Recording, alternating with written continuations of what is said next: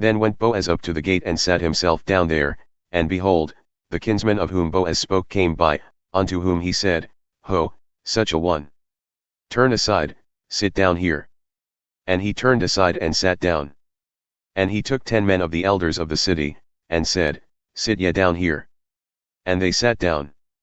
And he said unto the kinsman, Naomi, who hath come again out of the country of Moab, selleth a parcel of land which was our brother Elimelech's. And I thought to advise thee, saying, Buy it before the inhabitants and before the elders of my people. If thou wilt redeem it, redeem it. But if thou wilt not redeem it, then tell me, that I may know, for there is none to redeem it besides thee, and I am after thee. And he said, I will redeem it. Then said Boaz, What day thou buyest the field from the hand of Naomi, thou must buy it also from Ruth the Moabitess, the wife of the dead, to raise up the name of the dead upon his inheritance. And the kinsman said, I cannot redeem it for myself, lest I mar mine own inheritance. Redeem thou my right for thyself, for I cannot redeem it. Now this was the manner in former times in Israel concerning redeeming and concerning exchanging, to confirm all things, a man plucked off his shoe, and gave it to his neighbor, and this was a testimony in Israel. Therefore the kinsman said unto Boaz, Buy it for thyself. So he drew off his shoe.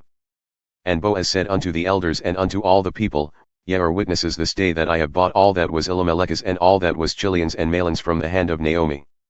Moreover Ruth the Moabitess, the wife of Mahlon, have I purchased to be my wife, to raise up the name of the dead upon his inheritance, that the name of the dead be not cut off from among his brethren and from the gate of his place. Ye are witnesses this day. And all the people who were at the gate and the elders, said, We are witnesses. The Lord make the woman who hath come into thine house like Rachel and like Leah, which two built the house of Israel, and do thou worthily in Ephrathah and be famous in Bethlehem.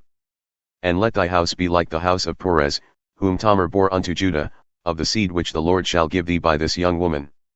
So Boaz took Ruth, and she was his wife, and when he went in unto her, the Lord gave her conception and she bore a son.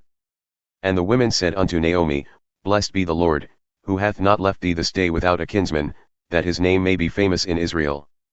And he shall be unto thee a restorer of thy life and a nourisher of thine old age, for thy daughter-in-law who loveth thee, who is better to thee than 7 sons, hath borne him. And Naomi took the child and laid it in her bosom, and became nurse unto it.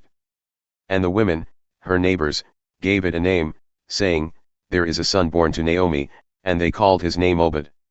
He is the father of Jesse, the father of David. Now these are the generations of Perez. Perez begot Hezron.